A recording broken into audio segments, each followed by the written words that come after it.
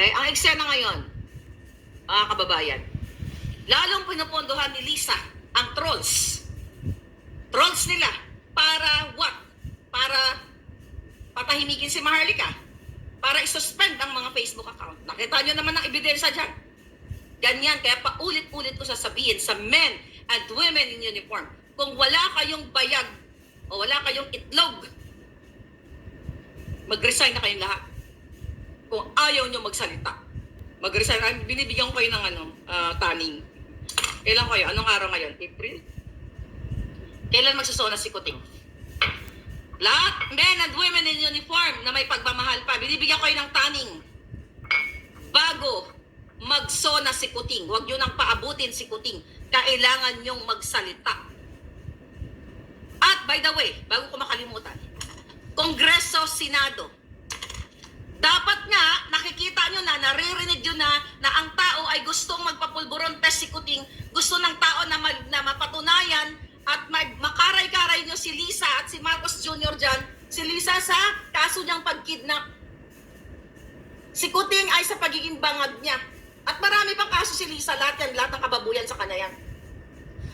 Ito ha, I tried my best na huwag kayong murahin lahat. Dahil naniniwala ako na hindi naman lahat demonyo. Siguro may mga 0.0000001% na natitira.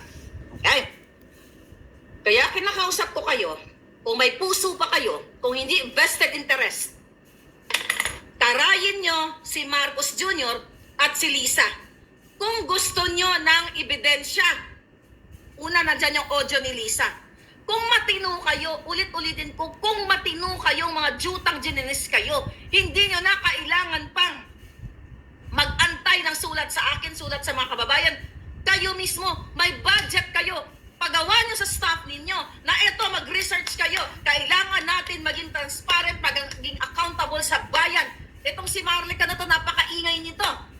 Oh, sinabi niya na si Lisa Marcos ay isang kidnapper. May basis ba to? Hindi yung pagtatakpan ninyo dahil siya ay first lady o nakikinabang kayo, mga yawa kayo. Extractor. Hindi pwedeng magsinungaling si Lisa. Kaya paulit-ulit kong sabihin, high crime ang ginawa niyang pagkidnap sa dalawang bata. Tignan mo, tahimik yung mga PCO. Bakit ayaw niya sagutin? Pideya, itong papel-papel na ito na sinasabi niyo, hindi totoo? Eto, panibago. Well, hindi to bago. Inaakusahan ko. Hindi ito di umano. Inaakusahan kita, Lisa Marcos, sa ngalan ng ebidensyang hawak ko na ikaw ay mastermind sa pagkidnap sa dalawang minor de edad. Dapat nga 4 ay 5 ang kikidnapin mo eh.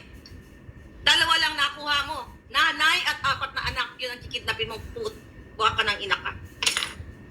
Yan! Ikaw, bobo! Senador, mga kongreso. Ayan, narinig yung bunganga ako, di ba? Kidnapper si Lisa. Kidnapper, pulburonic si Marcos Jr. Hindi yan di umano ang kidnapping. May pabiga-biga ka pa, ha, Lisa? Hi, Louie! Diba? Hi, Louie! Pag biga-biga ka sa ano mo, anong sabi mo doon? Anong kaletsyan mo, ha? Sandali lang, ha? Oh, kala mo hindi ko hawak ang ebidensyang yawa ka? Okay.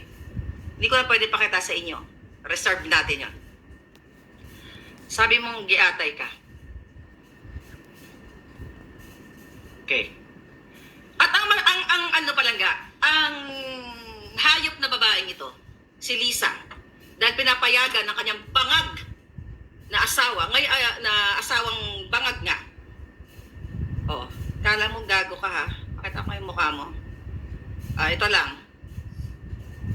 Mukhaan mo naman to eh. Oh, pakita ko yung mukha niya. Okay. Sa bagay, marami ka naman video eh sa akin. Okay. Yan, Lisa. Ikaw yan, di ba? Gusto mo i-play ko na yung video? Ikaw yan. Yan, pinapatikim ko pa lang sa'yo yan. Kilala mo yan? Yan mukha mo. Ikaw yan, di ba? Mga kababayan. Sino yan? Ako ba yan? Video yan. Pinapatikim lang kita. Gusto mo kasuhan? Kasuhan mo. Piplay natin to sa korte. Piplay natin ang bonggang-bongga kung ano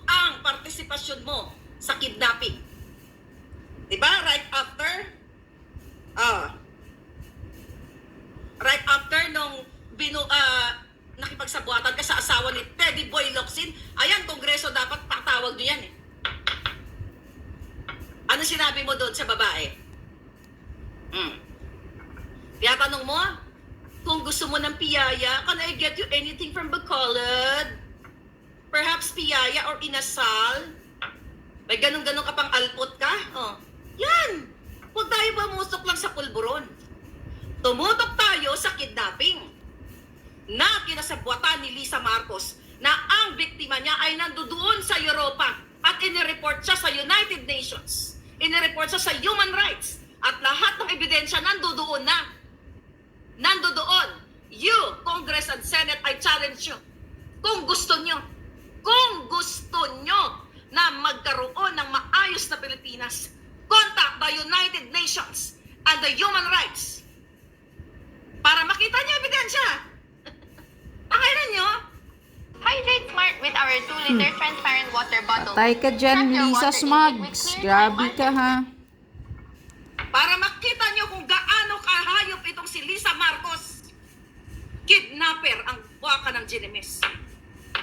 Ano, Lisa? Kaya pa?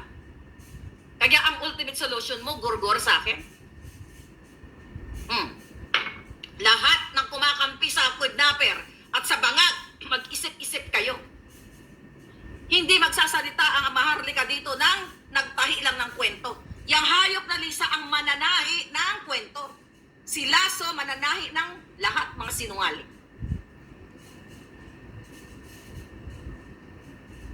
Oh. Butod. Pulboronic Denial Enforcement Agency. Sabi ni Dan Scorpion. Ngayon, ayaw nyo magpa-criticize. Gusto nyo kasuhan si Marlica kasi what? Nakakasira. Nakakasira daw yung mga pinagagawa ko. Ako ba nagpulburon? Nag-expose lang naman ako dito para malaman ng taong bayan. Ako ba ang bumangag-bangag doon sa 46C na naudlot? Dahil hinaharang din ni Lisa Tanas ito at nakipagsabwatan doon sa mga tiwali ng panahon ni Noynoy. Ako ba ang nagsinghot? Sino ngayon nakakasira? Ako ba ang nag-utos na kidnapin ng 2 bata? Ako ba ang nagsama kay Mark Anthony Sayarot? Pakita natin si Sayarot muli. Ha, mga kababayan? Ako ba ang nagsama kay Sayarot sa New York? Yun nga eh. Protektado pa ni Kuting, ni BBM. Okay. Yeah.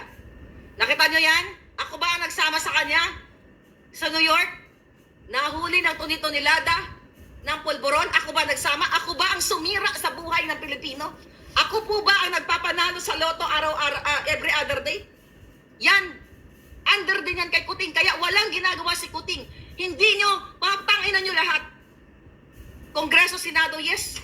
Siyempre, kung mabuti kayo, hindi kayo kasama sa mura, exempted kayo. Wala kayong ginawa para panagutin si Robles na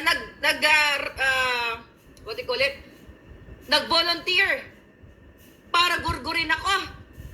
Magbayad ng bounty. Wala kang ginawa lahat. Pag umipet ko na yung kulam ko, tumba kayo lahat. Diba? Nag-aantay lang ako ng bato. Yung tunay na bato, lulunukin ko para magtumba na kayo lahat. Vega Warp, thank you palaga. Sa administration ni Butod, Jazz. Okay? Kawawa ang Pilipinas, ganyan pa umupo. Lesson na yan sa atin. Yes, human rights sa Pilipinas. Kayo, human rights. Ano sabi nyo? Ano sabi ni Bobo? Makipag-ugnayan itong Pau? Ikaw? Miss Persida Acosta. Diba? Para ka dapat sa taong bayan. Well, what do you expect? Under ka kay Kuting. Yan, makipag-ugnayan ka. Kayo lahat. Sa human rights. Yani B.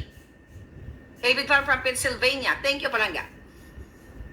Makipag-ugnayan kayo. Kasi nandoon na mga lahat ng ebidensya sa human rights. Sa UN. Nandoon na. Lahat na si Lisa ay kidnapper. O yan, sabihin nyo, media, mainstream media. Pati hindi nyo pick upin yan. Maharlika, inakusahang kidnapper si Lisa. Naku, makukulong na, kasuhan na. I'm waiting for that.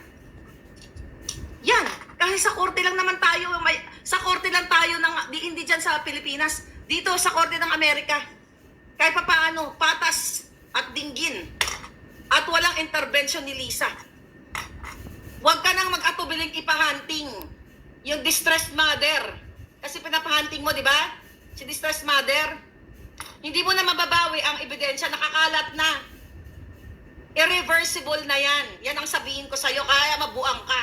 Lahat ng video mo, lahat ng katransaksyon ninyo, ni Chua, nasa UN na lahat. Hindi lang sa UN. Nakakalat na yan sa mga dapat ikalat. Kahit ipategi mo pa, kahit ipategi mo ako, which is, sa ngalan ng Diyos, hindi ka magwawagi. Ipategi mo pa si distressed mother, ipategi mo pa itong si agent, ipategi mo kaming lahat. Ang ebidensya ay kinalat na namin. Lalo na sa kidnapping mo. Gaga ka.